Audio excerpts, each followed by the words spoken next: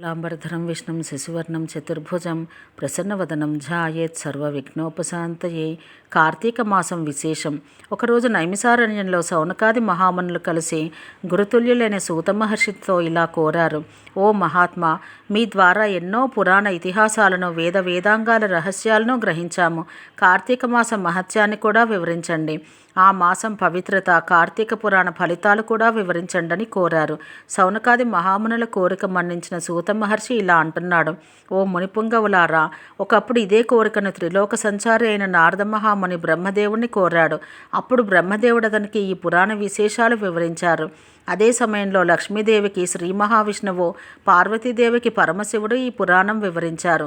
అలాంటి పరమ పవిత్రమైన పురాణాన్ని మీకు వివరిస్తాను.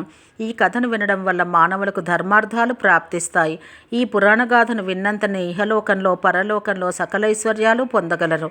కాబట్టి శ్రద్ధగా వినండి అని చెప్పసాగాడు. పూర్వం ఒకరోజు పార్వతీ పరమేశ్వరులు ఆకాశ మార్గంలో విహరిస్తూ ఉండగా పార్వతీదేవి పరమశివుడితో: ప్రాణేశ్వర, సకల ఐశ్వర్యాలను కలుగజేసి మానవులంతా కులమత తారతమ్యం లేకుండా, వర్ణభేదాలు లేకుండా ఆచరించే వ్రతం ఏదైనా ఉంటే వివరించండి అని కోరింది. అంతటా పరమశివుడు ఆమె వైపు చిరునవ్వుతో చూసి ఇలా చెబుతున్నాడు: దేవి, నీవు అడిగే వ్రతం ఒకటి ఉంది. అది స్కంద పురాణంలో ఉపపురాణంగా విరాజిల్లుతోంది. దాన్ని వశిష్ఠ మహాముని మిథిలాపురాధీశుడైన జనక మహారాజుకు వివరించారు. అటు మిథిలానగరం వైపు చూడు అని ఆ దిశగా చూపించాడు.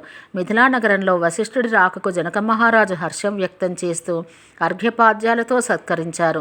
ఆపై కాళ్ళు కడిగి ఆ నీటిని తన తలపై చల్లుకొని ఇలా అడుగుతున్నాడు: ఓ మునివర్య, మీ రాక వల్ల నేను, నా శరీరం, నా దేశం, ప్రజలు పవిత్రులమయ్యాము.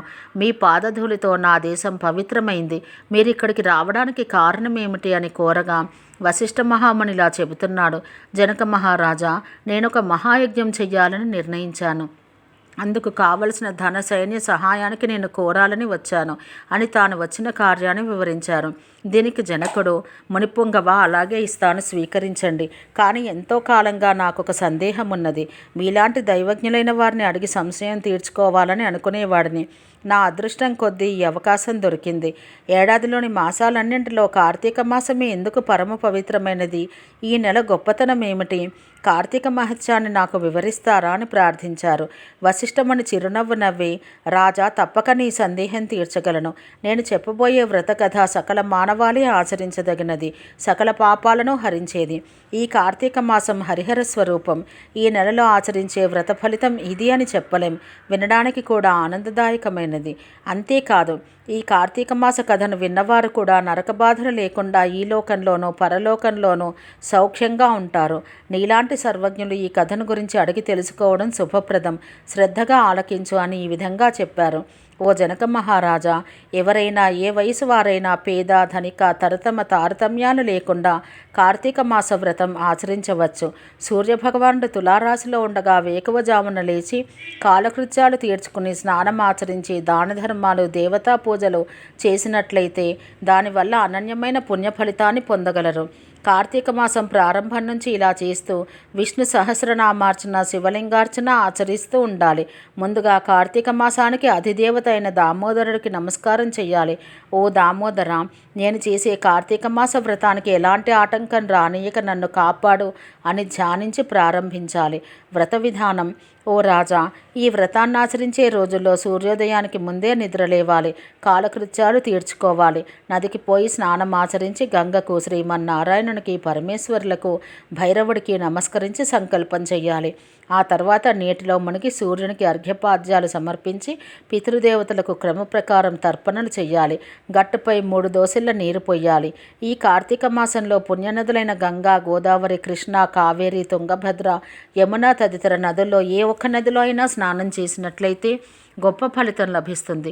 తడిబట్టలు వీడి మడిబట్టలు కట్టుకుని శ్రీ మహావిష్ణువుకు ఇష్టమైన పూలను తానే స్వయంగా కోసి తీసుకొచ్చి నిత్య ధూపదీప నైవేద్యాలతో భగవంతుని పూజ చేయాలి. గంధం తీసి భగవంతునికి సమర్పించి తాను బొట్టు పెట్టుకోవాలి. ఆ తర్వాత అతిథిని పూజించి వారికి ప్రసాదం పెట్టి తన ఇంటి వద్ద కానీ దేవాలయంలో కానీ రావి చెట్టు మొదట కానీ కూర్చుని కార్తీక పురాణం చదవాలి. ఆ సాయంకాలం సంధ్యావందనం చేసి విశాలాయంలో కానీ విష్ణు ఆలయంలో కానీ తులసికోట వద్దకు కానీ దీపారాధన చేసి శక్తిని బట్టి నైవేద్యం తయారు చేసి స్వామికి నివేదించాలి. అందరికీ పంచి తాను భుజించాలి. తర్వాతి రోజు మృష్టాన్నంతో భూతతృప్తి చెయ్యాలి. ఈ విధంగా వ్రతం చేసిన మహిళలు మగవారు గత జన్మలో చేసిన పాపాలు ప్రస్తుత జన్మలో చేసిన పాపాలు పోగొట్టుకొని మోక్షాన్ని పొందుతారు. ఈ వ్రతం చేయడానికి అవకాశం లేనివారు, వీలు పడనివారు వ్రతాన్ని చూసినా వ్రతం చేసిన వారికి నమస్కరించినా వారికి కూడా సమాన ఫలితం వస్తుంది. ఓం శాంతి శాంతి శాంతి.